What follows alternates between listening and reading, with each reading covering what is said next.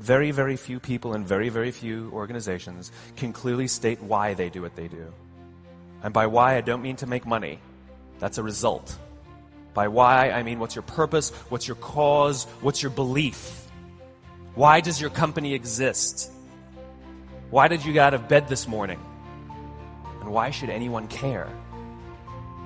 What is your why? Why'd you even get out of the bed this morning? What's your why? Why do you want to do it? What is your gift? Are you an artist? Are you the talent who can produce something no one else produces as a skill or a product or a service or some impact? Life is worth living when you find purpose. If y'all gonna be great on that field, you gotta have a why. You gotta have a reason for why you do what you do.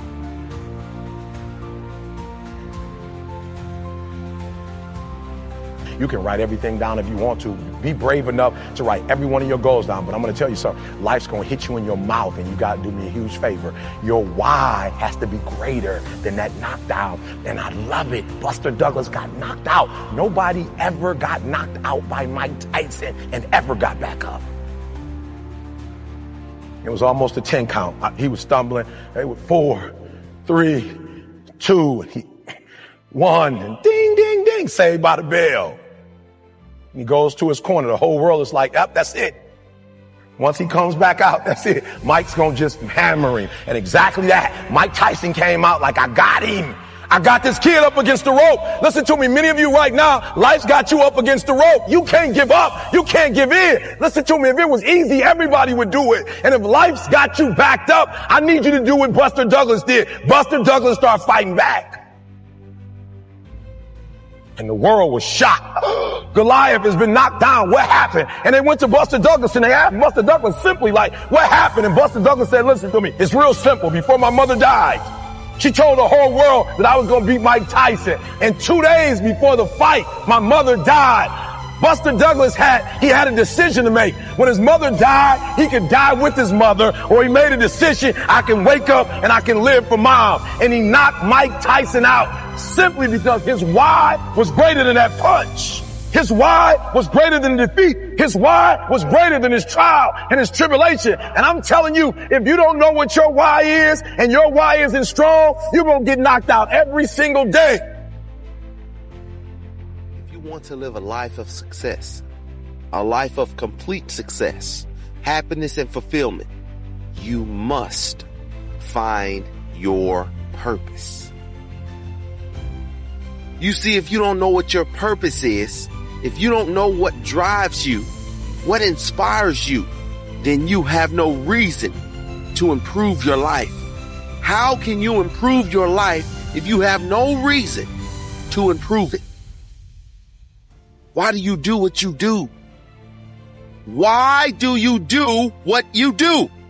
What's the reason? Why do you exist? Do you know what it takes to be great? Are you willing to go the extra mile? I tell you time and time again, you will get tired. But if you have a why, we'll give you that extra strength, that extra foot you need, that extra hour you need, the courage. Why are you different from everyone else who's trying to do the same thing you're doing? What makes you stand out? Why are you so important? Find your why. Your why will pull you up when you feel like you don't have the strength to get up anymore. Your why will keep you fighting when everyone else thinks you are out for the count. Why? Who are you fighting for? What drives you? Your purpose is that one thing that lights you up. It's the one thing that will get you up early. That one thing. When you're doing it, time stops. Your purpose may be something you don't want. It may be seeing someone in your past and thinking, no matter what, I will ensure I never end up like that. Your purpose is always something that lights a fire in you. I will do this no matter what. My family is counting on me. My friends are counting on me. I am counting on me.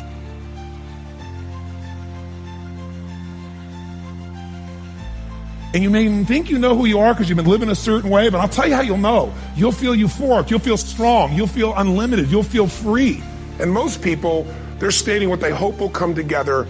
And if it doesn't happen, then they're disappointed, but they're not too disappointed because they're not too vested. I'm suggesting that you set aside time every day, if you're not doing it already, reading 10 to 15 pages of something positive every day, listening to audio programs, investing in yourself to expand your mind for what is possible. And then once you find out what you want, spend the rest of your natural life waking up and going after it. If you do what is easy, your life will be hard. But if you do what is hard, your life will be easy. Winners win and losers lose. I love my life. Do you want to know why? Because I've seen the purpose. Because I have no arms, no legs, you're all listening to what I have to say. See, again, the secret's going to be this. What is an extraordinary life on your terms today? Getting clear about that. At this stage of life, where you are, where you want to go. It's about how can I find the gift I have to give the world? And how can I give it in a way that truly adds value? Not, I think adds value, but the people receiving it, they vote with their feet and say, this truly makes a difference in my life. What I'm suggesting that you operate out of a larger vision of yourself. I want you to see yourself doing what you want to do, experiencing what you want to experience, having what you want to have, doing what it is that gives your life some meaning and value. Most people are not really entrepreneurs, but they think that's what they should be. They think that's the sexy thing. That's the most attractive thing. That's the best answer. And what I say to you is you got to separate the vehicle from the outcome. What is it that's going to truly fulfill you? What is it that's going to give you that extraordinary life? What's going to make things magnificent on your terms, not somebody else's terms, not your father, your mother, your background? What is that really? Separate the vehicle, because there's many ways to get to that vehicle. Nick, I don't know what my purpose is. I don't know. My parents want me to do this. My teachers want me to do that. My friends think that I should do this, and I don't know what to do. And you're torn, man. You don't know what to do. You have to make important decisions, man. You don't know what to do. Who do you believe? The major key to your reaching your dream, your living up to your greatness, your making your contribution is you. I believe all of us have some purpose for being here. The problem with some of y'all, the reason why you don't give 120% every doggone time you get on the field, because you ain't got a why for what you do.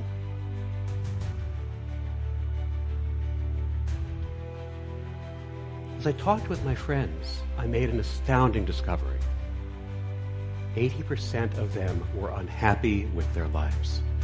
The most important element is for you to be able to do this, to be able to establish, most importantly, where you really are in your life today. Where are you? And where do you really want to go? What's going to create this extraordinary life?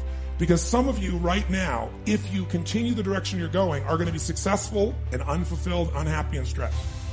See, the last chapter to your life has not been written yet, and it doesn't matter about what happened yesterday. It doesn't matter about the things that you've done that you feel guilty about. If you wouldn't do it today, you're convicting an innocent person. The first step is you got to have a vision for what it is you really, truly want. A vision is about what you're here to create. A vision that really works is one that excites you. If you say, well, my resolution, my goal, my outcome for this month, this week, this year is to lose X number of pounds, that's okay, but it's not very compelling.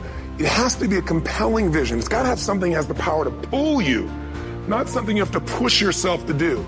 Those are two different kinds of motivation. Push requires willpower, and willpower never lasts. What will last is pull.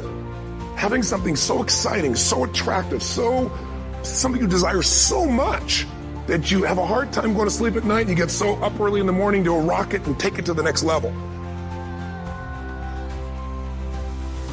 You have greatness within you. You have the ability to do more than you can ever begin to imagine. And so what I'm suggesting that you do is to stretch yourself, that you constantly look for ways as an entrepreneur. How can you begin to set yourself apart from the competition? What is it that you can do that can make you stand out? Are you incredibly good at management? You really know how to manage or lead people? Are you an extraordinary entrepreneur that can take that gigantic gut load of risk and can create the vision and attract the talent that you need and the managers and leaders? You may have all three abilities, but which one really fulfills you the most? That you've got to find something that you love and that you master that. Henry David Thoreau said, do not go where the path may lead, but go where there's no path and leave a trail.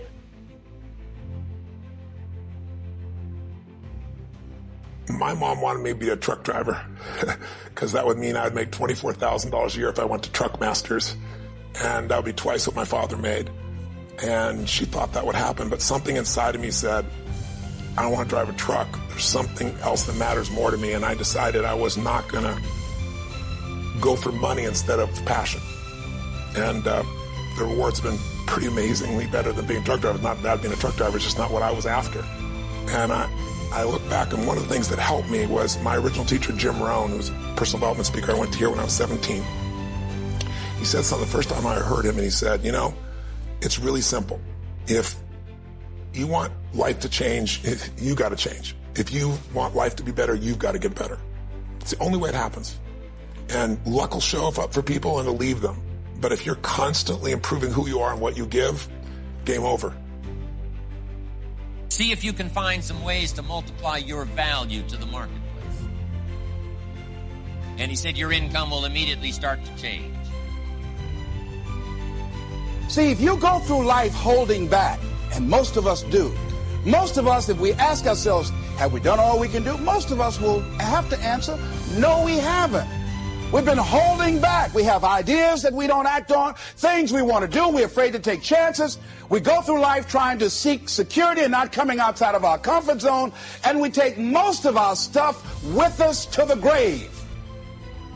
Up until then, I was hoping that the economy would change. I was hoping that my company would change. I was hoping that my paycheck would change. I was hoping that circumstances outside would change. And then here's what I found out. It isn't going to change. So then my question was, if it isn't going to change, how will my life ever change? And here's what my teacher taught me. When you change,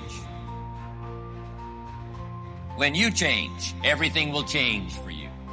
And I'm saying that the fact that you're still here, that you're still breathing, you've got some more work, and you owe it to yourself. You owe it to yourself. So when you get up in the morning, that you can look yourself in the face and say, hey, I'm living my life on my terms. Change your question, change your life.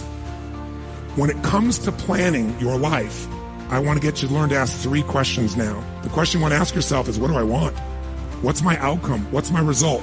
The word RPM, the first one, is to get you focused on the target. The target is not the activity. The activity can change. It's what's the result I'm after. If you know exactly what it is you really want, what you desire, what you're really after, clarity is power. The more clear you are and specifically what you want, the faster your brain can get you there.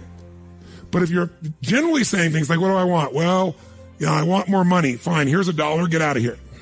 Whether you get the outcome or not, whether you get that result, will be based first, do you have clarity? And the second thing is, whether you got enough emotional juice to keep going after it when things don't work out. Did you achieve the outcome? Yeah, when you're that general, you think you're not getting your goal, you are. The way you language your goal, the way you think about it, you're receiving it. I want to feel a bit better. I want to lose some weight. Fine, you lost a pound, you're done. When you get better, everything will get better for you. That's where I picked up that phrase. For things to change, you've got to change. You don't have to change the marketplace. You don't have to change the marketing plan. You don't have to change the economy. You don't have to change countries. You don't have to change circumstances out there. All you've got to do is look within and see if you can change yourself for the better.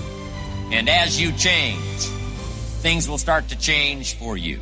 What's the result I'm after? What's the ultimate result? What do I want out of this week, out of this thing, out of my business, out of my life, for my body? Don't concern yourself too much with how you're going to achieve your goal. Leave that completely to a power greater than yourself. All you have to do is know where you're going. The answers will come to you of their own accord. And here's my best advice. Welcome all experiences. You never know which one is going to turn everything on. Are there going to be some moments when you want to give up? Yes. Will there be some moments when it's going to seem like it's impossible? The pain that you're experiencing, the disappointment that you're experiencing, that you're going to say, it's not worth it? Yes, that's going to be right there for you. It's going to be in your face, telling you to go back. Unchain your mind from the imprisonment of fear. Unchain your mind. It's been encaged with doubt. Unchain your mind. Loose yourself. Let yourself free from the binds of average, from the binds of normal. Loose yourself from intimidation. Let yourself free. Let your mind go. Shift your focus. Your focus, your intensity, your drive, your everything should be put into the amount of effort that you are going to put into that attempt. You cannot fail. You cannot fail if you give 100% of your effort. When we think about changing our lives, usually that means changing your behaviors, retraining yourself, getting new habits, going out and trying them out and changing your life. This is about changing your thoughts, and then your life will change. Change your thoughts, change your life. Benjamin Disraeli said, nothing can resist a human will that will stake its existence on its purpose. Shortly put, I'll do it or die.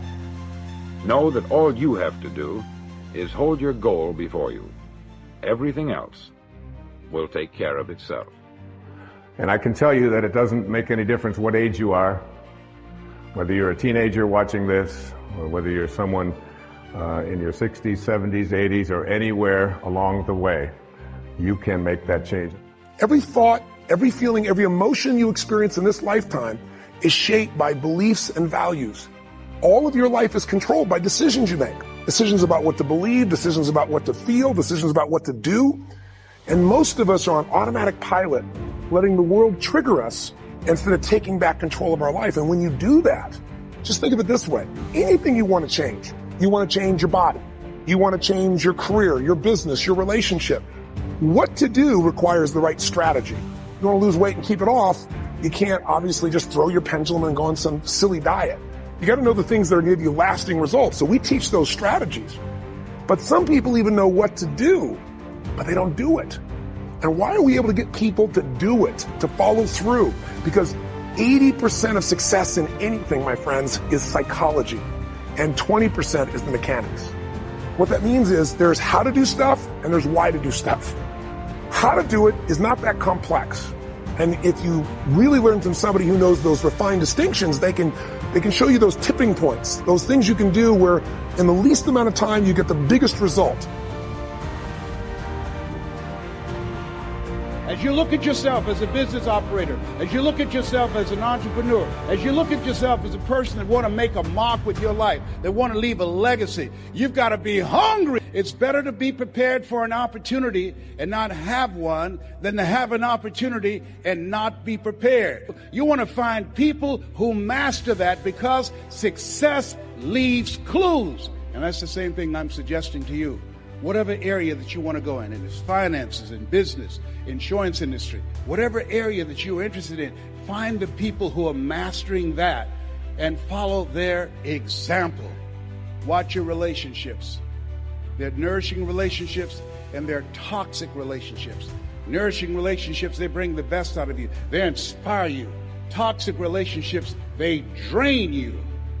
People that are hungry are willing to do the things today others won't do in order to have the things tomorrow others won't have. People that are hungry believe, always strive to get on top in life because it's the bottom that's overcrowded. People that are hungry know if If you want to be successful, you must be willing to do the things today others won't do in order to have the things tomorrow others won't have. If you do what is easy, your life will be hard. Complain, point at your circumstances, give up your power, blame the government, blame the economy. If you do what is easy, your life will be hard. But if you do what is hard, your life will be easy. It's hard to make a radical change in your behavior. It's hard to take ownership. It's hard to swallow the bitter pill that wherever you find yourself, at some point in time, you made an appointment to be there. That's hard. That's hard. If you do what is easy, your life will be hard. If you do what is hard, your life will be easy. You must know what you're going after. You must know what you are going after. You can't live your life meandering around hoping you hit something, and whatever you hit, you say, that's what I was aiming at. You have to have a specific target in mind. Most people don't succeed at getting what they're going after because they don't take the time to research what they're going after. They ask for things and then see if they want them.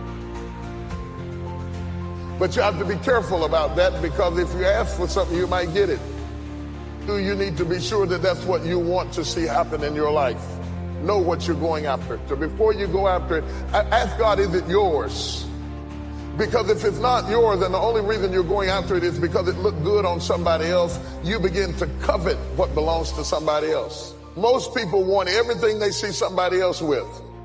They buy clothes that don't look good on them. They wear hairstyles that don't look good on them. They buy houses they can't afford because they're trying to keep up with somebody else. But if you really want to be a winner, if you really want to come off as successful, if you really want to be bright, only go after things that are meant for you to have. It will make you look successful. And what makes you look bright is when you pick your battles. There are some things that you don't fight because that's not your fight. You don't get into that thing. You don't pick those battles. You don't covet what you see somebody else fight down because they're anointed to fight that. They can do that. You might not be gifted to fight that area, and you don't want to covet somebody else's battle or covet somebody else's success. Covet, and the other word I want you to think about is the word envy, because envy is the attitude that you have about other people's success. And the quickest way to stop being envious of other people's success is to know that everything in your life is preparing you for that thing, that there are in your life defining moments. This is a critical issue. There are in your life defining moments, moments that if you handle properly, they are pivotal points that change your life for a lifetime.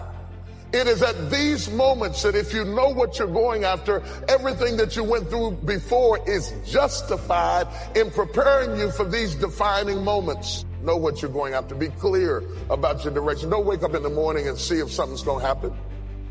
Wake up in the morning to make something happen. Get up out of the bed with an agenda. Oh, I lost half of you on that. Because you're just so happy that you got up, you don't care what does happen. You say, well, at least I'm up. But people who get up like that, nothing does happen. And the days turn to weeks. And the weeks turn to months. And the months turn to years. Years of mediocrity is what causes people to be bitter. If you want to get around bitter and complaining people, get around people who are not seeing much activity. They're bitter, they're complaining, they're cynical, and they're jealous because nothing is happening. If you want to get around less gossip and less jealousy, get around successful, busy people. Because busy people don't have time to care what's going on in your life. I have no need to investigate what's going on in your life. I have so much going on in my own life that I'm not interested in what I heard that they said that you thought, that if I thought what you said that I didn't mean if you heard it. The only people who have time for that is people who are not doing anything. And they watch your life like it's a soap opera because they're living their life vicariously through you. What's going on in your life intrigues them because nothing is going on in their life. And if you want to stop that from happening to you, wake up in the bed and know what you're going after. Get up out of the bed with an agenda. When you have an agenda, you don't spend time worrying about how you feel because it doesn't make any difference how you feel. You woke up with something to do. Wash your face. Wash your face is a significant issue because it means literally don't let your past affect your present. Wash your face means wash everything off you that you collected along your journey and prepare yourself for where you're going. Wash your past off of you so that it doesn't pollute your present. You'd be surprised at the people who have ruined where they are with where they came from. You can sit across the table to interview them, and when you start interviewing them, they start talking about what they went through and what they went through on the last job. They just wasn't ready for me, and they just didn't understand my gifting and the person of my caliber. And after a while, you can see bitterness. And the whole problem is, regardless of whether they went through a bad experience or not, the whole problem is they've never washed their face. Wash it off you. You can't go forward until you wash the past off you. I don't care how long it takes. If it takes laying on the altar, if it takes 6 months, if it takes 6 years, you cannot go forward until you wash your face. You're not ready for Boaz until you wash your face. You got too much stuff on you from yesterday. You must wash your face. Clinging issues from the past, residue that we can readily detect. I shouldn't be able to look at you and see your past on your face. It means you didn't wash your face. It is possible to be delivered from something and still not wash the effects of it out of your lifestyle. You should be surprised at the people who can't figure out why their life is being polluted. They've actually been delivered. They've actually gone on in their life, but they fail to wash from their face where they came from, and they look like where they were, and so they're still penalized as if they were where they were. Even though they've come up higher, they didn't wash their face. You got to wash your past off of you, or you will forfeit your opportunity to go forward. And you'll be angry at people and upset at people, but people wouldn't be talking about you if you would just wash your face. But you haven't washed your face. You had the academics, you had the intellect, you had the ability, you had the school loan, you had the tenacity, you did everything. You got the degree. You're in the upper echelon. You're moving amongst certain people of influence and affluence, but you're not able to handle it because you've never washed your face. You might as well be in the back of a trailer over in the project somewhere, spitting watermelon seeds over your grandmama's back porch, because for all of your training and education, you never did wash your face and prepare yourself for where you are now. And you're trying to change the whole system to fit you when you have to fit the situation. Everything's not going to change for you. You've got to anoint your face, which basically means put on a fresh attitude. Makeup does stuff. It brightened your countenance. It gave you a fresh, clean, glowing look. And that's what the anointing does. It gives you a glowing look. It gives you an effervescence. It gives you a sense of excitement. It gives you a positive attitude where you walked into a room glowing. Understand, this is something you have to put on. This is not you. You put it on. Our generation has the philosophy, keeping it real. And we think keeping it real means expressing everything you think. But keeping it real will keep you broke. It will keep you unemployed. It will keep you divorced. Because people really cannot handle that. They don't want that. What they want from you is to come to work with your face glowing and walk up and say, "Good morning, may I help you today?" Because if you don't start changing your attitude, you will miss your altitude. Change your garments. Changing your garments means to prepare for something that hasn't even happened yet. And if you do this, you will look ridiculous where you are because you are prepared for where you're going. Though you're not where you're going yet, you're already prepared for something that hadn't happened yet. Well, why would you do that? Because when it does happen, you won't have a chance to get ready. You're going to have to be ready when it does happen. Am I talking to anybody? And the other thing you have to understand is anytime you get ready for something that hadn't happened yet, you feel out of place with what is happening. You need to prepare in the direction that you're going in. I ought to be able to look at your preparation and see your destination. Your destination needs to be on you right now. Understand, my brothers and sisters, that when you do put it on, there's going to be a certain amount of peer pressure where people start treating you differently where you are because you're dressed for where you're going. But let them stare. It's worth them staring to be prepared. It hadn't happened yet, but I'm dressed for it. I'm ready for it. I'm learning about it. I'm ready to do it. I'm ready to walk into it. I'm ready to receive it. I'm practicing on being blessed. I'm getting ready for it right now. When it does happen, I'll already have my stuff. When it does happen, I'll already be in place.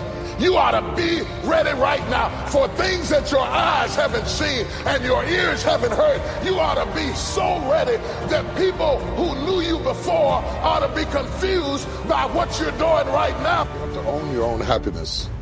Take it away from other people demanding that they make you happy. Your kids are not going to make you happy. Your spouse is not going to make you happy. A big house is not going to make you happy.